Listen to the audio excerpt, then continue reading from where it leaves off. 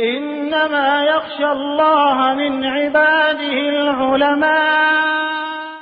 جرأت کا نام ہے دیوبند والے، عالی مقام ہے دیوبند والے۔ بسم اللہ الرحمن الرحیم، الحمد للہ رب العالمین، والصلاة والسلام على سید الانبیاء والمرسلین وعلى آلہ وصحبہ ومن تبعهم بإحسان إلى يوم الدین۔ اما بعد، اعوذ باللہ من الشیطان الرجیم، بسم اللہ الرحمن الرحیم۔ كل نفس ذائقة الموت وإنما توفون أجوركم يوم القيامة فمن زحزح عن النار وأدخل الجنة فقد فاز وما الحياة الدنيا إلا متاع الغرور۔ وقال تعالى في مقام آخر: كل نفس ذائقة الموت ونبلوكم بالشر والخير فتنة وإلينا ترجعون۔ وقال تعالى: وما خلقت الجن والانس الا ليعبدون۔ صدق اللہ العلی العظیم۔ اللہ تبارک و تعالی نے ہمیں دنیا کے اندر آخرت کی تیاری کے لیے بھیجا ہے، اور آخرت کی تیاری یہ ہر مرد، ہر عورت، ہر بوڑھا، ہر جوان سب کی ذمہ داری ہے۔ اور قرآن کریم کے اندر تو اللہ تبارک و تعالی نے صاف ارشاد فرما دیا: وما خلقت الجن والانس الا ليعبدون۔ ہم نے جنات اور انسان کو دنیا کے اندر صرف اپنی عبادت کے لیے پیدا فرمایا ہے۔ ہر انسان اب اس میں غور کرے، مرد ہو، عورت ہو، جوان ہو، بوڑھا ہو، کہ ہم اس حکم خداوندی کو ہم کتنا بجاوری ہو رہی ہے، ہم اللہ تبارک و تعالیٰ کی کتنی عبادت کرتے ہیں۔ اس آیت کے تحت اس کا مقتضا تو یہ ہے کہ انسان صبح سے شام تک اور شام سے صبح تک اللہ کی عبادت میں لگا رہے، لیکن کچھ انسانی ہماری بشری ضروریات ہیں، کھانا ہے، پینا ہے، بیوی بچوں کے حقوق ادا کرنے ہیں، ان کے لیے روزگار تلاش کرنا ہے، یہ تو عوارض ہیں۔ لیکن اللہ رب العزت کا عبادت کا حق تو یہی تھا کہ انسان صبح سے شام اور شام سے صبح عبادت میں منہمک رہے، لیکن اللہ تبارک و تعالیٰ پر ہم قربان جائیں کہ انہوں نے اس بشری جو ہماری ضروریات ہیں اس کو پورا کرتے ہوئے باقی جو ہمارے پاس وقت بچتے ہیں ان اوقات کو اللہ تبارک و تعالیٰ کی عبادت و فرما برداری میں گزارنا یہ ہر مسلمان پر فرض ہے۔ کیا ہم اس فریضے کو ادا کر رہے ہیں؟ اور آج کے دور کا مسلمان جتنا آخرت سے غافل ہے، جتنا ہم موت کو بھلائے ہوئے ہیں، تاریخ گواہ ہے کہ کبھی انسان اتنا آخرت سے غافل نہیں تھا۔ ایک وقت تھا کہ ان کے دلوں کے اندر آخرت کی فکر بیٹھی ہوئی تھی، وہ آخرت میں اللہ تبارک و تعالیٰ کے سامنے پیشی ہونے سے ڈرا کرتے تھے۔ آج کا مسلمان، مرد ہو یا عورت، ہمارے گناہوں کی وجہ سے اور ہماری نادانیوں کی وجہ سے اور اس معاشرے نے ہمارے دل و دماغ پر ایسا چھاپ چھوڑا ہے کہ 24 گھنٹے میں کوئی وقت بھی ہمارے ذہن و گمان میں بھی یہ بات نہیں آتی کہ کل قیامت میں اللہ کے سامنے کھڑا ہونا ہے اور اپنی پوری زندگی اس کی کارگزاری ہم سے لی جائے گی کہ تمہیں زندگی دی گئی تھی، تم نے اس کو کہاں گزارا ہے، کیا کر کر آئے ہو، اس کی کارگزاری بتاؤ۔ بلکہ بہت سے ایسے مسلمان ہیں جن کے ہفتوں گزر جاتے ہیں لیکن خیال تک نہیں آتا، بہت سے تو ایسے ہیں جن کے مہینوں گزر جاتا ہے لیکن اللہ کے سامنے پیشی ہونا اس کا خیال تک نہیں آتا کہ ایک دن اس دنیا کو چھوڑ کر جانا ہے اور اللہ تبارک و تعالیٰ کے سامنے حاضری دینا ہے۔ کوئی نہیں بچے گا، بادشاہ ہو، امیر ہو، غریب ہو، کہیں کا بھی رہنے والا ہو، سب کو اللہ تبارک و تعالیٰ کے سامنے سب کو اللہ ایک دن موت دے کر اس کو زندہ کرے گا، اور زندہ کرنے کے بعد اسے حساب کتاب بھی لے گا۔ یہ ہر ایک کو پیش آنا ہے۔ اس آخرت کی تیاری کے لیے اصل میں اللہ نے ہمیں دنیا کے اندر بھیجا ہے، بہت ہی مختصر مدت دے کر بھیجا ہے۔ دنیا ایک دن ختم ہو جائے گی، اور اس امت کی عمر تو 60-70 کے درمیان ہے. غذا کے اندر اب ملاوٹ آ گئی ہے جس کی وجہ سے انسان کا 100 سال تک پہنچنا اس دور کے مرد ہو یا عورت بہت مشکل ہو گیا. اللہ ماشاء اللہ بہت کم پہنچ رہے ہیں. اس لیے کہ بلکہ بعض لوگ ہو تو 60-70 پر جاتے اس کا معدہ خراب ہو جاتا ہے. غذائی کے اندر ملاوٹ، ہر چیز کے اندر ملاوٹ. لیکن جو بھی زندگی ہمیں میسر ہوگی اس کا حساب اللہ تبارک و تعالیٰ لے گا، اس کی کارگزاریاں اللہ لے گا. اسی کی تیاری کے لیے ہمیں دنیا کے اندر بھیجا ہے. وہ انسان عقل مند ہے جو دنیا کے اندر دنیا کے ساتھ ساتھ اپنے کاروبار کے ساتھ ساتھ اپنے بیوی بچوں کے حقوق ادا کرنے کے ساتھ ساتھ آخرت کی تیاری کر رہا ہے. اور وہ انتہائی خسارے میں ہے جو اس دنیا کے خاطر اپنے آخرت کو برباد کر رہا ہے. اس نے دنیا کے اندر مقصد کو بھلا دیا. دنیا میں آنے کا جو مقصد تھا، اور اللہ تبارک و تعالیٰ نے تمام انسانوں کو جو دنیا کے اندر بھیجا ہے وہ صرف اور صرف اپنی عبادت کے لیے بھیجا ہے، آخرت کی تیاری کرنے کے لیے بھیجا ہے، قبر کے سوال و جواب کی تیاری کرنے کے لیے بھیجا ہے. میدان حشر کے اندر جو سوال و جواب ہوں گے اس کی تیاری کرنے کے لیے ہمیں اللہ نے موت تک ٹائم دیا ہے. ہر مرد کو دیا ہے، ہر عورت کو دیا ہے، ہر جوان کو دیا ہے، ہر بوڑھے کو دیا ہے. میدان حشر کوئی معمولی چیز ہے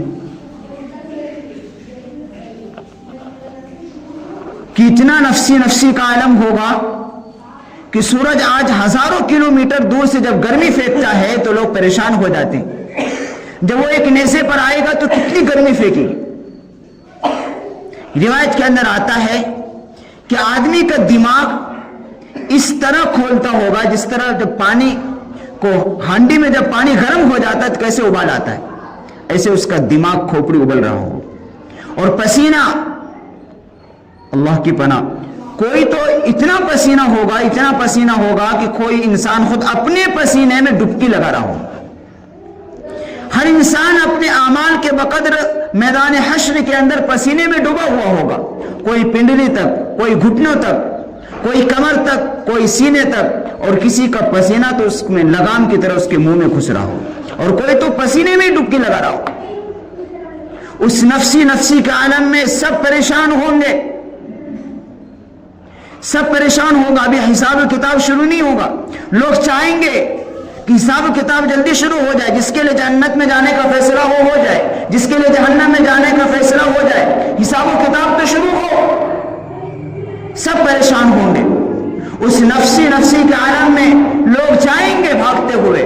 سب سے پہلے سیدنا آدم علیہ السلام کے پاس جائیں گے اور ان سے درخواست کریں گے کہ آپ ہمارے جد امجد ہیں، آپ سب سے پہلے نبی ہیں، آپ درخواست کیجیے اللہ تبارک و تعالیٰ سے کہ وہ حساب و کتاب شروع کرے تاکہ ہم اس پریشانی سے نکل جائیں.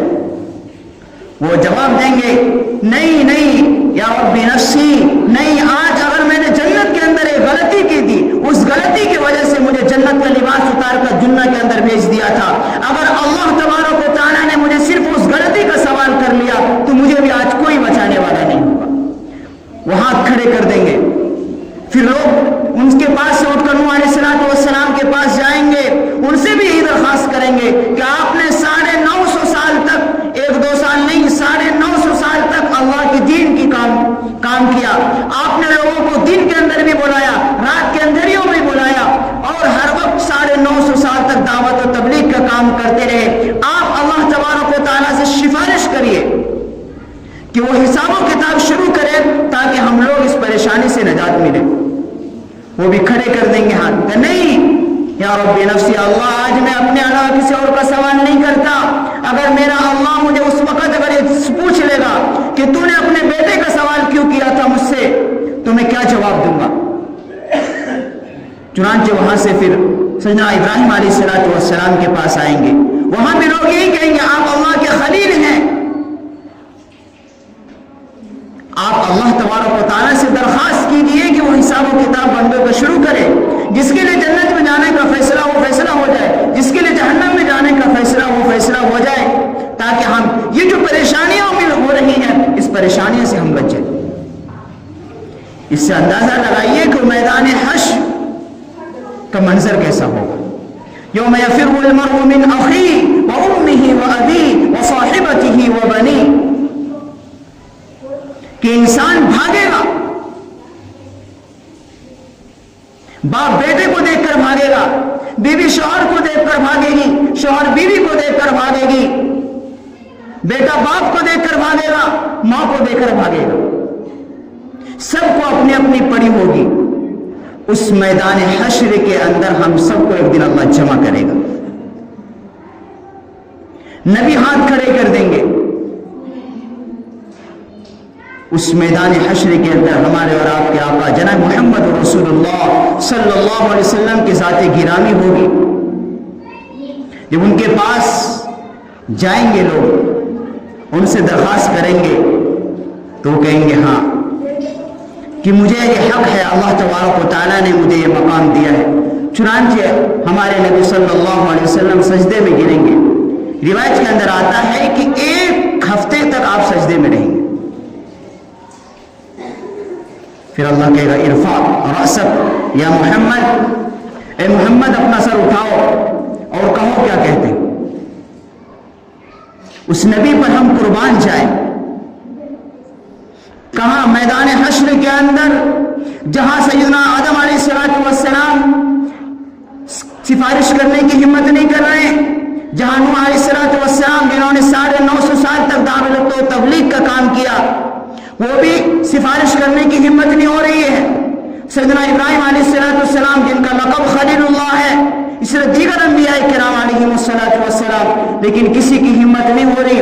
वो नबी जिसके नाम पर आज हम लोग फख्र करते हैं, हम जिसके उम्मत में होने का अपने आप को फख्र करते हैं, आज उस नबी को हमने कितना भुलाया है, जो मैदान हश्र के अंदर हमारे लिए सजदों में गिरकर तड़प रहा होगा।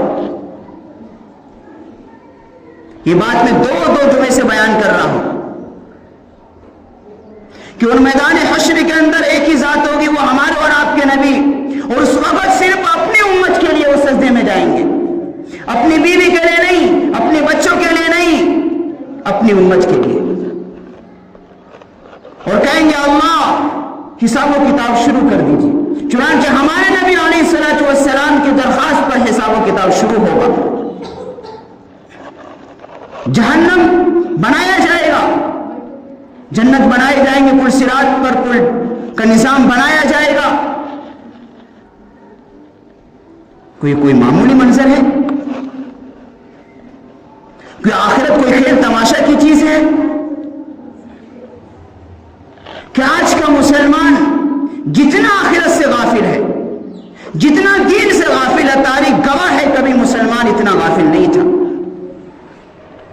हमारा मसला बेरोजगारी नहीं है, हमारा मसला कि हमारी मॉबलिंग हो रही है, ये मसला नहीं है। आज हमारी जो बेइज्जती को रोना रो रहा है मुसलमान, ये हमारा बड़ा मसला नहीं है।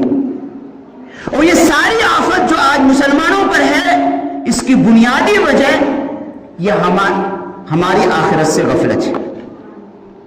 आज उनके मुसलमानों ने, मर्द हो या औरत, जवान हो या बूढ़ा, सब ने मौत की तैयारी करना बंद कर दिया। दुनिया के पीछे लग गए हम लोग, और हमने हमारी जिंदगी से ऐसा मैसेज जा रहा है कि दुनिया हमारे मकसद है। ये बहुत बड़ा बेवकूफ आदमी है जो इस दुनिया की खातिर अपनी आखिरत को बर्बाद कर रहा है।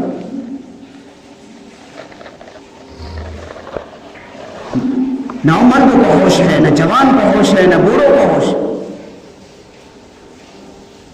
अपने कारोबार की खातिर, अपनी बीवी बच्चों के खातिर, अपनी दोस्तों के खातिर, अपनी फैक्ट्री और बागात की खातिर आज का मुसलमान अपनी आखिरत को बर्बाद कर रहा है। एक डॉक्टर अगर किसी मरीज को कहे कि तुम्हारे लिए चावल इस्तेमाल करना नुकसानदेह है, एक डॉक्टर के कहने पर एक मुसलमान चावल खाना बंद कर देता है। अगर किसी को कहे तुझे स्वीट यानी मीठा इस्तेमाल नहीं करना है, एक डॉक्टर के कहने पर एक मुसलमान मीठा इस्तेमाल करना छोड़ देता है। आज हमारे दिलों के अंदर अल्लाह के हुक्म के वक्त एक डॉक्टर के हुक्म के बराबर भी नहीं। अल्लाह कह रहा है 5 वक्त रोजाना हमारे कानों में आवाजें आती है, हय्या अलस सलाह, हय्या अलल फलाह, کامیابی کی طرف. لیکن وہ پروردگار عالم جس نے اتنی بڑی ساتوں زمین و آسمان کا بنانے والا, ساری مخلوق کا روزی دینے والا, ساری کائنات کو پالنے والا, وہ 5 مرتبہ صدائیں لگا رہا ہے. مؤذن کہتا ہے حی علی الصلاۃ حی علی الفلاح, اللہ کی طرف سے پکار لگائی جا رہی ہے. لیکن ایک مسلمان اپنے گھروں سے اٹھ کر, اپنے فیکٹری سے اٹھ کر, اپنے دکان سے اٹھ کر, اپنے باغات سے اٹھ کر اللہ کے گھر میں آ کر اسے 2 رکعت نماز پڑھنے کی توفیق نہیں مل رہی.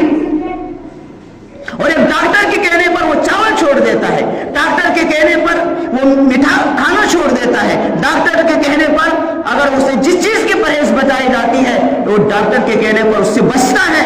لیکن وہ رب کائنات جس نے ہمیں اپنی ماں کے اندر پیٹ کے اندر رکھ کر 9 مہینے انہوں نے اپنی دست قدرت سے ہماری پرورش کی, اور پھر جب دنیا کے اندر بھیجا تو انہوں نے ہماری روزی کا انتظام کیا. اور اللہ تبارک و تعالیٰ کی نعمتیں ہر انسان پر اتنی, اللہ خود کہتا ہے اپنی کتاب کے اندر وَإِن تَعُدُّوا نِعْمَتَ اللَّهِ لَا تُحْصُوهَا, اگر تم اللہ تبارک و تعالیٰ کی نعمت کو شماری کرنا چاہو, اس کو گنتی کرنے لگو تو نہیں کر سکتے.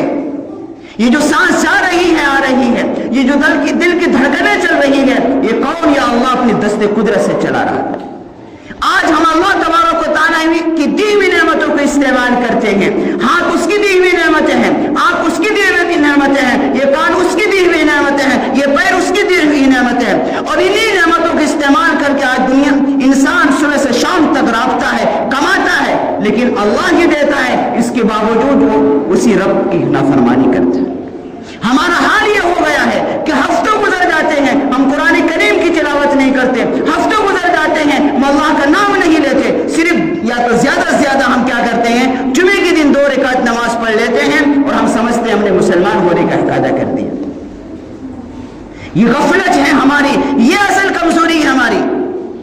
اور اصل بربادی کی وجہ آج یہی ہے کہ آج کا مسلمان آخرت سے جتنا غافل ہے, کبھی تاریخ گواہ ہے کبھی اتنا غافل نہیں تھا. اور جس کا نقصان اس وقت کے مسلمانوں کو پڑ رہا ہے, جتنا اس دور کے اندر مسلمانوں کا خون بہ رہا ہے, تاریخ گواہ ہے کبھی اتنا خون نہیں بہا. جتنا اس وقت مسلمان کمزور ہے اور جتنا اس وقت مسلمان اللہ کی نگاہ میں بھی اور زمین والوں کی نگاہ میں بے وقت ہے, کبھی نہیں تھا. ایک وقت تھا کب جب مسلمانوں کا تعلق اللہ سے اور اللہ کی کتاب سے اور محمد رسول اللہ صلی اللہ علیہ وسلم سے تھا. ہر وقت دنیا تاریخ گواہ ہے, یہ زمین گواہ ہے, یہ آسمان گواہ ہے کہ اس روئے زمین پر ہمیشہ مسلمانوں کی تعداد کم رہی ہے. لیکن اس وقت ایک طاقت تھی, ایک پاور تھا. کوئی اس وقت دنیا کا سپر پاور طاقت مسلمانوں سے مقابلہ کرنے کی ہمت نہیں تھی. کب؟ جب ایک مسلمانوں کا تعلق اللہ سے, اس کی کتاب سے اور محمد رسول اللہ صلی اللہ علیہ وسلم سے مضبوط جڑا ہوا تھا. آج کا ہم لوگ مسلمان نام کے ہیں, کام کے نہیں ہیں. یا تو ہم رمضان کے مسلمان ہیں یا پھر جمعے کے مسلمان ہیں. اور جمعے کے بارے میں بھی اتنی غفلتیں ہیں کہ ہم بھی آتے ہیں تو صرف 2 رکعت نماز پڑھنے کے لیے آتے ہیں. اور ہماری مائیں بہنیں گھروں کے اندر تو نہ معلوم وہ پڑھتی کہ نہیں پڑھتی. جمعہ تو ان پر فرض نہیں ہے, لیکن ظہر کی نماز وہ پڑھتی کہ نہیں پڑھتی. انہوں نے تو یہ سمجھ لیا ہے کہ بس میرا کام ہے گھر میں کھانا بنانا, جھاڑو لگانا, بچوں کے کپڑے دھونا, بس. نہیں, جس طریقے سے آخرت کی تیاری کرنا مرد کی ذمہ داری ہے, مرد کا کام ہے, اسی طرح عورتوں کا بھی کام ہے. اس سے بھی پوچھا جائے گا القیامت میں.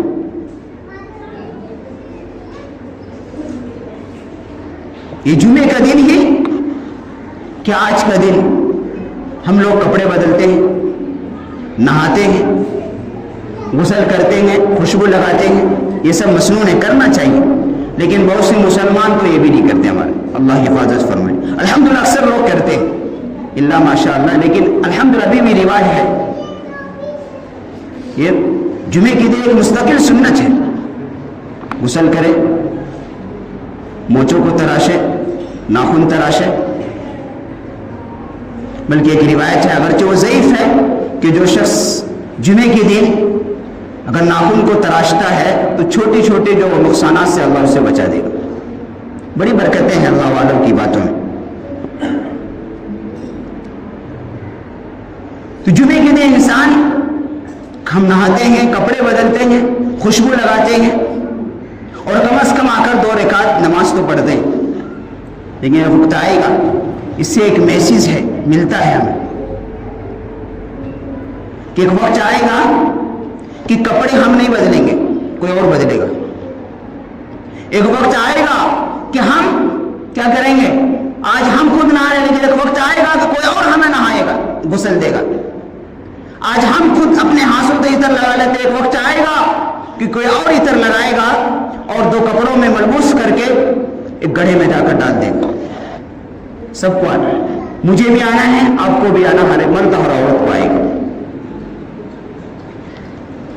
یہ اس جمعہ سے ایک پیغام جاتا ہے کہ جمعے کے دن جب انسان نہائے تو یہ خیال کرے, غسل جب کرے تو اس ذہن میں آنا چاہیے کہ ایک دن آج میں غسل کر رہا ہوں, ایک دن میرا بھی غسل دلایا جائے گا. آج میں کپڑے بدل رہا ہوں, کل میرے کوئی اور کپڑے بدلیں گے, کل کوئی اور عطر لگا کر مجھے 2 کپڑوں میں ملبوس کر کے قبر کے گڑھے میں ڈالا جائے گا. آج میں نماز پڑھ رہا ہوں یا نماز پڑھا رہا ہوں, کل میری کوئی اور نماز پڑھائے گا اور جا کر قبر کے گڑھے میں ڈال دیں گے. یہ میسیج ہے, پیغام ہے جمعے کا. لیکن افسوس ہے کہ ہمارے اللہ کی نافرمانیاں کرتے کرتے اللہ کے نبی صلی اللہ علیہ وسلم کی سنتوں کا جنازہ نکالتے نکالتے یہ دل اتنا سخت ہو گیا ہے کہ ہمارا دل کبھی یا اللہ کے خوف سے ڈر نہیں رہا, نہیں ڈر رہا ہے. یہ دل بالکل سخت ہو گیا ہے. اور کلا بل ران علی قلوبہم ما کانوا یکسبون کا مصداق ہو گیا یہ دل.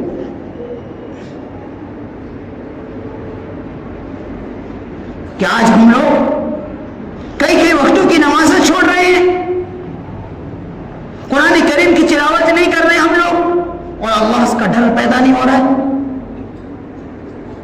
اللہ کے نبی صلی اللہ علیہ وسلم کی سنتوں کا ہم لوگ جنازہ نکال رہے ہیں اور اس کا ڈر پیدا نہیں ہو رہا ہے کہ جو نبی ہمارے لیے 1 سال نہیں 2 سال نہیں 23 سال تڑپتا تھا, سجدوں میں روتا رہا, مینا کی گھاٹیوں میں رویا, میدان عرفات میں رویا, یہاں تک کہ میدان حشر میں روئیں گے, اس نبی کو ہم نے اپنی زندگی سے نکال دیا, لیکن ڈر نہیں محسوس ہو رہا. بڑا مسئلہ ہمارا یہ نہیں کہ گناہ ہو گیا, گناہ تو فطرت میں ہماری لغزشیں ہوں گی, چھوٹی بھی ہوں گی بڑی بھی ہوں گی, لیکن افسوس زیادہ یہ ہے کہ آج کا مسلمان اللہ کی نافرمانی کر کے وہ توبہ نہیں کر رہا ہے, اللہ کے سامنے ڈر نہیں رہا. یہ سب سے بڑی کمزوری.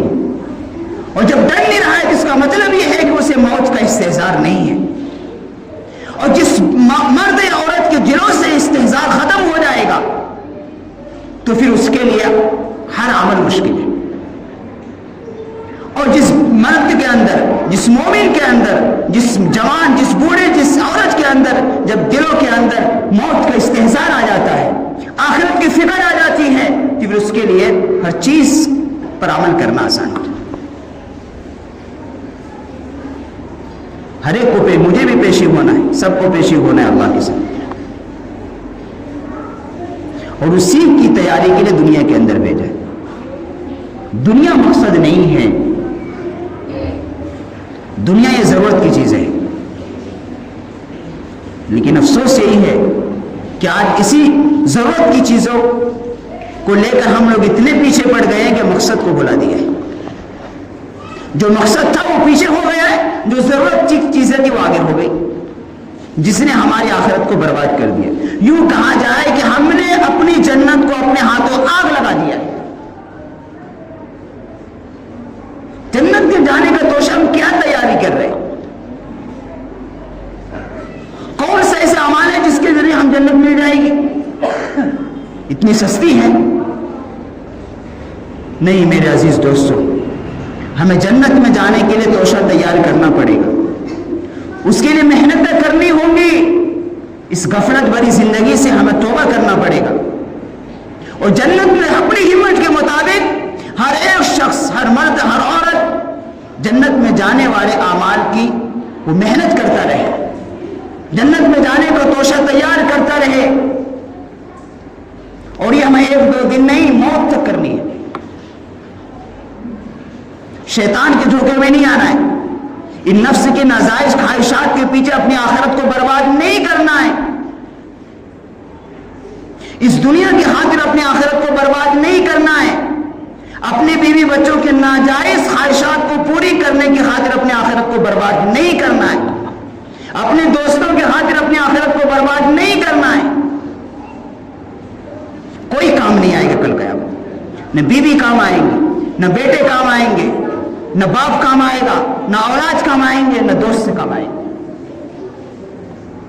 یوم یفر المرء من اخیہ وامہ وابیہ وصاحبتہ وبنیہ لکل امرئ منہم یومئذ شأن یغنیہ۔ ہر ایک کو اپنی اپنی پڑی ہوگی اور سب کو اپنا اپنے اعمال کا حساب اسے خود دینا ہے، قبر میں اسی سے سوال ہوں گے، اس کو خود جواب دینا ہے۔ بلکہ کی روایت کے اندر آتا ہے کہ قبر کے اندر جب ہمیں ڈالا جائے گا، قبر کے سب کو دبائے گی اور دبائے گی تو ہماری جو پسلیاں ہیں اس طرح گھس جائیں گی۔ اللہ حفاظت فرمائے۔ یہ عذاب نہیں ہوگا، عذاب قبر الگ ہے، اس میں متقی بھی ہوں گے، گنہگار بھی ہوں گے، نمازی بھی ہوں گے، غیر نمازی بھی ہوں گے۔ کوئی معمولی منظر ہے؟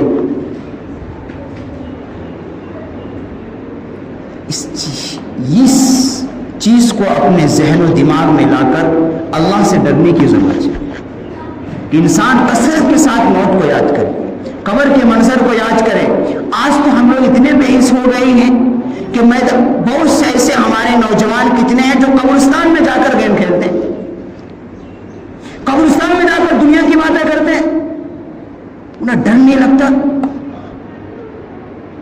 بڑی دل کی سختی کی بات ہے، بہت بڑی محرومی کی بات ہے کہ قبرستان میں بیٹھا اسے ذرا فکر نہیں آ رہا ہے، ڈر نہیں لگ رہا ہے کہ کتنے مردے پڑے ہیں، ایک دن مجھے بھی یہاں آنا ہے، اور اس قبر میں کیا ہوگا؟ کوئی کھیل تماشے کی چیز ہے، وہ وہاں جا کر دنیا کی باتیں کر رہے ہیں، گیم کھیلتے ہیں، دنیا کی باتیں کرتے ہیں۔ اور ہم نے تو قبرستان میں جانے کا ایک تو رسم و رواج بنا لیا، یا تو صرف ہم لوگ کب یاد آتے ہیں؟ 26ویں اور 15 شعبان، یہ دو ہی، اس کے بعد کوئی بھی نہیں جاتا عبرت کے لیے۔ وہ تو ہم نے رسم و رواج، وہ تو بدعت کا ہے علماء نے، بلکہ وقتاً فوقتاً جانا چاہیے، اس منظر کو یاد کر کے رونا چاہیے۔ ہے عثمان غنی رضی اللہ عنہ کے بارے میں آتا ہے کہ قبر کا جب ان کے سامنے تذکرہ ہوتا تھا اتنا روتے تھے کہ جہنم کے تذکرے سے نہ نہیں ہوتے۔ یہ ہے اصل آخرت کی تیاری، وہ فکر پیدا کرنے کی ہمارے اندر ضرورت ہے۔ اس لیے قبر کیا ہے؟ آخرت کی منازل میں سے سب سے پہلی منزل ہے، جس میں آسانی سے نکل جائے گا، آگے کی منزل آسان ہو جائیں گی۔ جو یہاں اٹک گیا، آگے کی منزل اس کے لیے مزید دشوار ہوتی چلی جائیں گی۔ اس لیے اللہ کے نبی صلی اللہ علیہ وسلم نے دعا سکھائی ہے، اللہم انی اعوذ بک من عذاب القبر۔ ایک روایت کے اندر آتا ہے کہ آپ 5 نمازوں میں اس دعا کو مانگا کرتے ہیں، تو ہم بھی مانگیں، اللہم بارک لنا فی الموت وفیما بعد الموت، کثرت کے ساتھ پڑھے۔ اس لیے بات کا خلاصہ یہی ہے کہ ہم اس دنیا کی خاطر اپنی آخرت کو برباد ہمیں نہیں کرنا ہے، اور یہ صرف 2 رکعت نماز سے آخرت کی تیاری نہیں ہوگی۔ ہم سب گنہگار ہیں، ہم سب اللہ کی نگاہ میں یقیناً مجرم ہیں۔ مجرموں کا کام کیا ہے؟ وہ اللہ سے توبہ کریں۔ تو ہم سچی پکی توبہ کہ جب آپ جائیں گے آج، تو آپ اللہ تبارک و تعالیٰ سے توبہ کر کے جائیں۔ جب مسجد سے ہم باہر ہوں جانے لگے تو اللہ کے سامنے اپنے گناہوں سے کی معافی مانگ کر ہم جائیں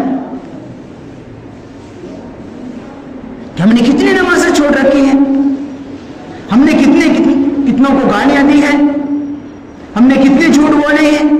ہمارے نامہ اعمال کی فہرست تو اتنی ہے کہ ان کی گنتی بھی مشکل ہے، لیکن فرشتے وہ نہیں بولے، وہ لکھ رکھا ہے انہوں نے، کرامن کاتبین